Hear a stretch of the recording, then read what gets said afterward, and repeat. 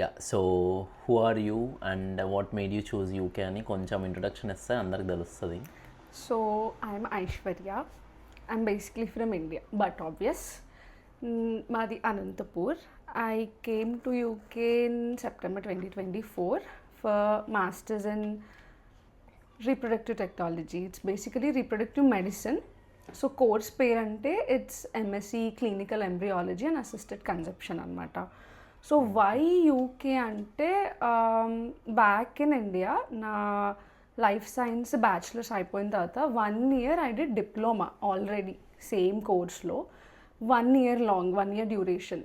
But ఈ కోర్సు ఎక్కడ ఏ కంట్రీలో బేసిక్గా ఎక్కడైనా మాస్టర్స్ 2 years ఉంటుంది, యూఎస్ అయినా ఆస్ట్రేలియా అయినా. But UK was only 1 year. That was the first point. ఎందుకంటే నేను ఆల్రెడీ 1 year డిప్లొమా అయిపోయింది, సో మళ్ళీ 2 years ఎందుకు అని చెప్పి this was the first thought.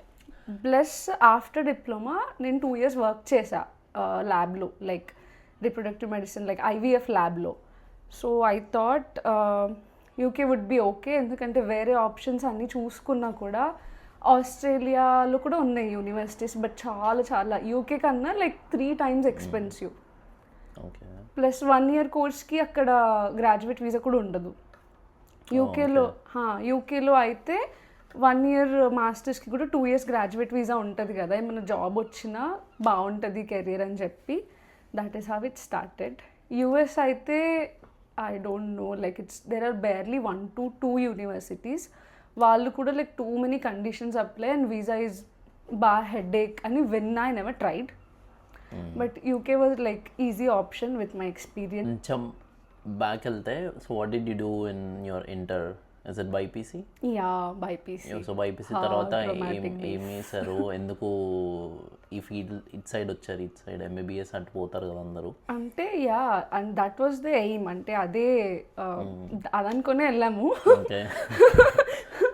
So దాని ఫస్ట్ అటెంప్ట్లో నీట్లో ఐ నెవర్ గాట్ ఎంబీబీఎస్ రాలేదు.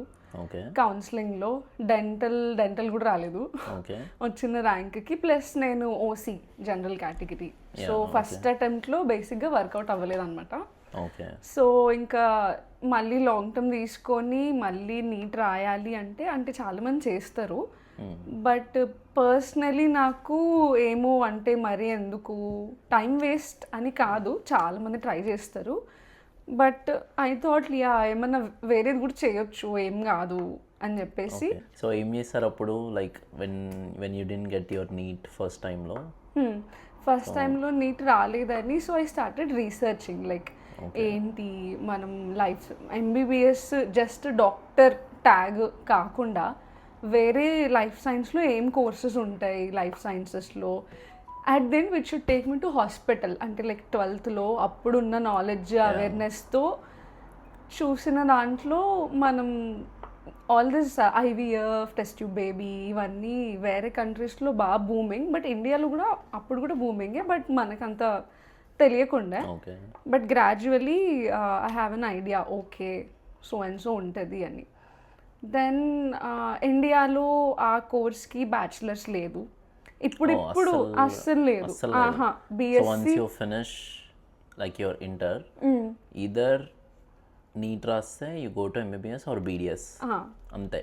అంటే ఈ స్పెసిఫిక్ కోర్స్కి ప్రాపర్ రూట్ అంటే ఇంటర్మీడియట్ అయిపోగానే, అంటే బేసిక్ ఇంటర్ ఏ కోర్స్ కన్నా కావాలి కదా, ఇంటర్ అయిపోగానే బీఎస్సీ ఈ సబ్జెక్ట్, మళ్ళీ ఎంఎస్సి దాంట్లో, అలా proper route like 5-6 years ago when I came out of NEET అలా లేదు. బట్ రీసెంట్లీ లాస్ట్ ఒక 2 years కోవిడ్ తర్వాత ఇండియాలో there are 2 universities which are doing BSc in clinical embryology. It's like combined course. Then they do MSc in embryology like same. Now it's there, ఇప్పుడు ఉంది, అప్పుడు లేకుండే. So అప్పుడు basic eligibility normal BSc ఏదో ఒక life science సబ్జెక్ట్లో కావాలి. So అది కూడా మళ్ళీ instead of doing, I'm basically from Andhra, but Andhra Hyderabad ఇవన్నీ పెద్ద పెద్ద యూనివర్సిటీస్ చూస్ చేయకుండా I went to Karnataka, I went to Bengaluru. Because అక్కడ కర్ణాటకలో అయితే మనం మేజరు మల్టిపుల్ సబ్జెక్ట్స్లో చేయొచ్చు. ఇప్పుడు బీఎస్సీ ఆనర్స్ అంటే బీఎస్సీ ఆనర్స్ ఇన్ జెనెటిక్స్ అంటే just 1 subject, that's the main subject. But నేను చేసింది like 3 major, genetics, microbiology, biochemistry. ఆ ఆప్షన్ అప్పుడు జస్ట్ కర్ణాటకలో ఆ స్టేట్ మాత్రం ఉండింది. So that made me go to Bengaluru. Then 3 major BSc. I did BSc in 3 subjects. Okay, so in one years? stretch, 3 years. So after the NEET, you did your research.